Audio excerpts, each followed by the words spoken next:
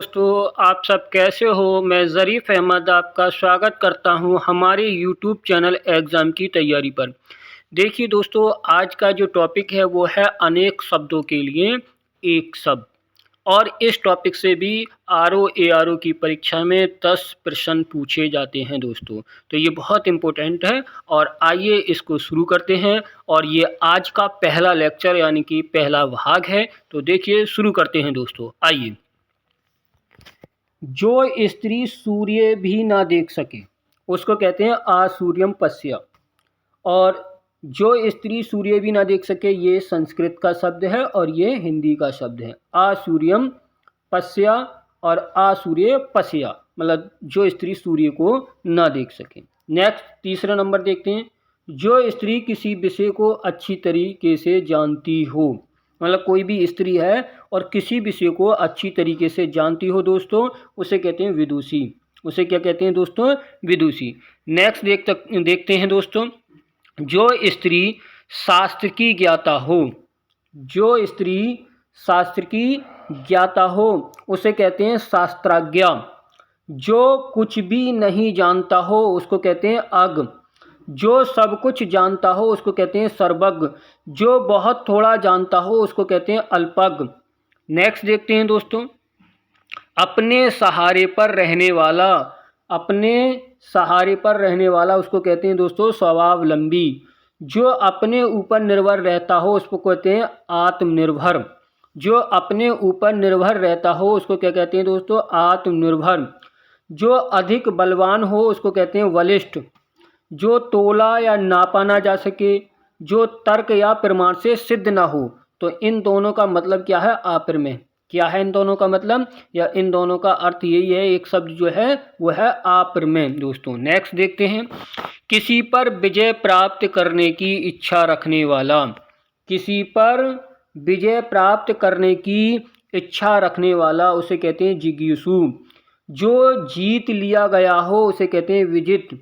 जिसने विजय प्राप्त की हो उसे कहते हैं विजेता। जानने की इच्छा रखने वाला उसे कहते हैं जिज्ञासु।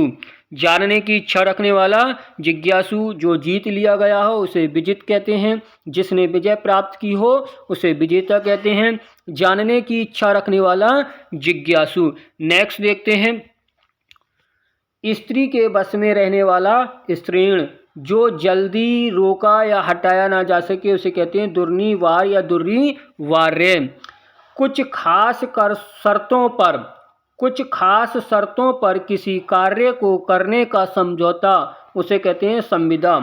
मतलब कुछ खास शर्तों पर किसी कार्य को करने का समझौता क्या कहलाता है? संविदा। जिसकी पहले से कोई आशा न हो अप्रत्याशित।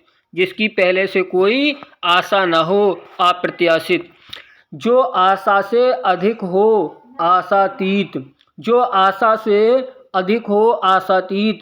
ऐसी बात जिससे कार्य पूर्ण होने की उम्मीद जगे आशाजनक।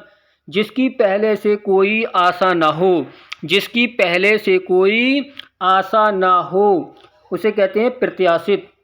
राज्य द्वारा निकाला गया आधिकारिक आदेश उसे कहते हैं अध्यादेश। शासन द्वारा जारी किया गया कानून, शासन द्वारा जारी किया गया कानून, शासन द्वारा जारी किया गया कानून उसे कहते हैं अधिनियम। वह आधिकारिक सूचना विशेषता जो राजपत्र में प्रकाशित हुई हो, राजपत्र में प्रकाशित हुई हो उसे कहते हैं अधिसूचना। उसे क्या कहते हैं दोस्तों? अधिसूचना।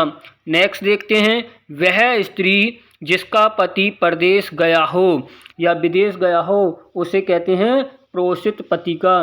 नई ब्याही हुई स्त्री को कहते हैं नवोड़। क्या कहते हैं? नवोड़।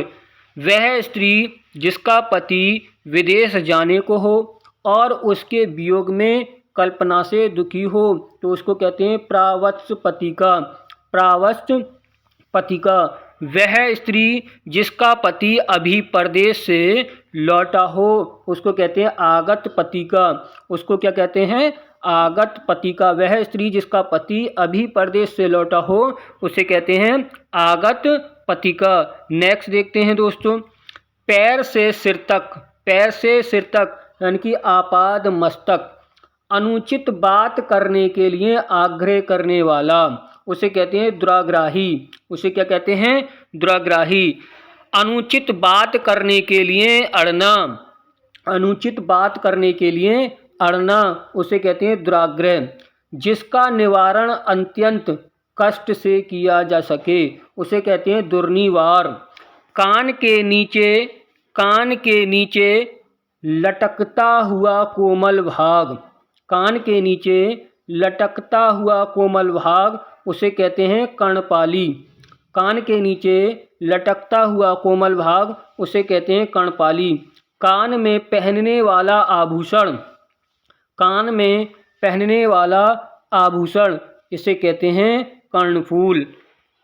उसे क्या कहते हैं? कर्णफूल। तो देखिए दोस्तों, ये मैंने 36 शब्द कराए हैं, इसके और भी भाग आपको कराएंगे, लगभग 600-700 शब्द कराएंगे।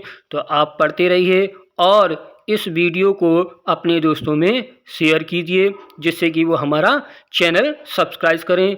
थैंक यू, धन्यवाद।